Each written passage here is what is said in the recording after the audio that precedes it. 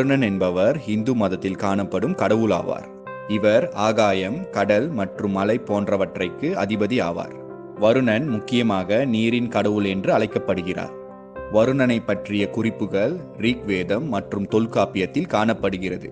இவர் காசிப முனிவரின் மகனாக கருதப்படுகிறார். இவரின் இருப்பிடம் வருணலோகம், அதாவது கடலாகும்.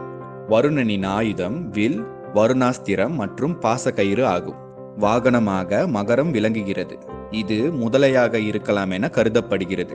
சில சமயங்களில் வருணன் 7 அன்னப்பறவை கொண்ட தேரில் வருவதாகவும் காட்டப்படுகிறார். வருணனுக்கு வருணானி என்ற மனைவியும் சுஷேனா, தக்ஷா, சவரைமனு, வசிஷ்டா மற்றும் வருணி என்ற பிள்ளைகளும் உள்ளனர். இவர் மேற்கு திசையின் காவல் தெய்வமாக கருதப்படுகிறார். வருணன் அசுர குலத்தில் பிறந்தவன் என ரிக்வேதத்தில் கூறப்படுகிறது. ஜப்பான் புத்த மதத்திலும் சமண மதத்திலும் வருணனை பற்றி கூறப்படுகிறது.